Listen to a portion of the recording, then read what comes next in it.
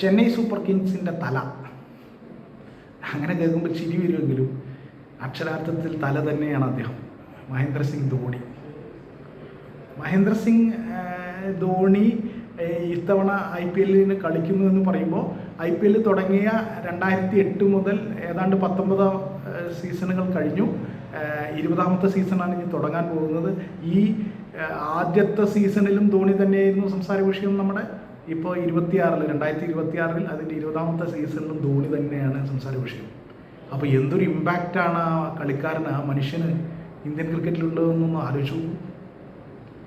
ഇപ്പോൾ ആരാധകരുടെ പ്രധാനപ്പെട്ട ചർച്ച ഈ മഹേന്ദ്ര സിംഗ് ധോണി ഈ IPL CSKക്ക് വേണ്ടി എങ്ങനെ, ഏത് പൊസിഷനിൽ കളിക്കും, ഏത് രൂപത്തിലാണ് കളിക്കുക എന്നുള്ളതാണ്.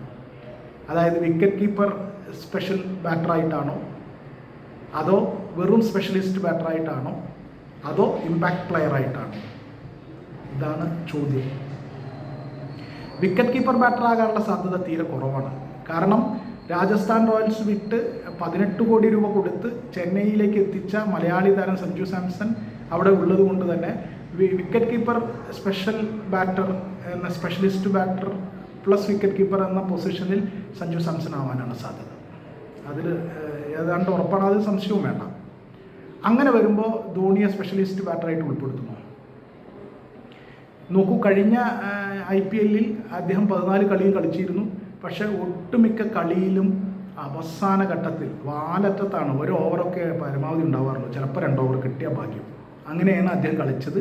13 ഇന്നിങ്സിൽ 196 റണ്ണാണ് അദ്ദേഹം അടിച്ചത്. ഉയർന്ന സ്കോർ എന്ന് പറയുന്നത് 30ആണ്. അതിനുള്ള നേരെ അദ്ദേഹത്തിന് കിട്ടിയിട്ടുള്ളൂ. ആ 30 തന്നെ ചിലപ്പോൾ 6, 7, 8 പന്തിലൊക്കെ ആയിരിക്കും. അപ്പോൾ അത്ര തന്നെ സമയമേ അദ്ദേഹം സ്വയം തിരഞ്ഞെടുത്തതുമാണത്. അല്ലെങ്കിൽ അദ്ദേഹത്തിന് കുറേ കൂടി ഉയർന്ന പൊസിഷനിൽ ബാറ്റ് ചെയ്യണമെങ്കിൽ അദ്ദേഹം ആഗ്രഹിക്കുന്നുണ്ടെങ്കിൽ അതൊന്നും ഒരു ബുദ്ധിമുട്ടുള്ള കാര്യമല്ല. പക്ഷേ അദ്ദേഹം തന്നെ ഒന്ന് പിൻവലിഞ്ഞ് നിന്നതാണ്. അപ്പോൾ അങ്ങനെ ഒരു സാഹചര്യത്തിൽ അദ്ദേഹത്തെ സ്പെഷ്യലിസ്റ്റ് ബാറ്ററായിട്ട് ഇത്തവണ ഉൾപ്പെടുത്തുന്നതിൽ അർത്ഥമില്ല.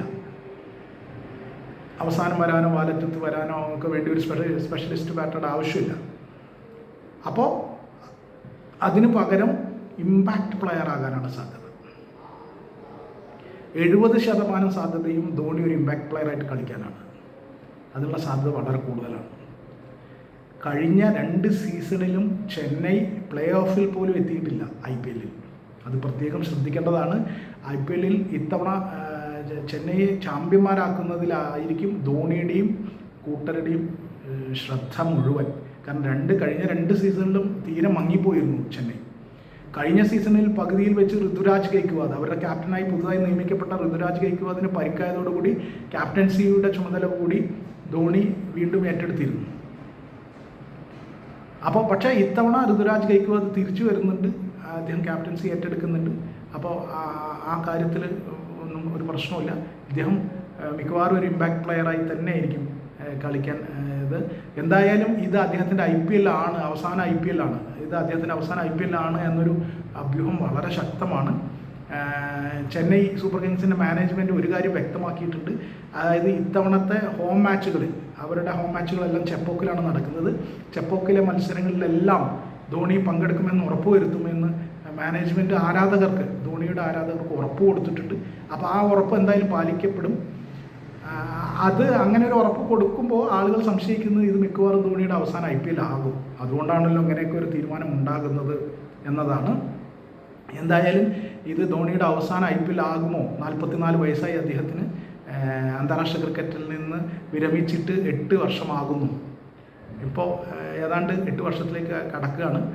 അപ്പോൾ അത് ആ നിലയിൽ അദ്ദേഹം 44 വയസ്സ് കഴിഞ്ഞാൽ അദ്ദേഹം തുടരുമോ, ആ പ്രായത്തിൽ ഏതാണ്ടൊക്കെ അവസാനിപ്പിക്കാറായി എന്ന് അദ്ദേഹത്തിന് തോന്നുമോ എന്നതൊക്കെ അദ്ദേഹത്തിൻ്റെ വ്യക്തിപരമായ കാര്യമാണ്. അത് അദ്ദേഹം പ്രഖ്യാപിക്കുന്നവരെ നമുക്ക് കാത്തിരിക്കാം.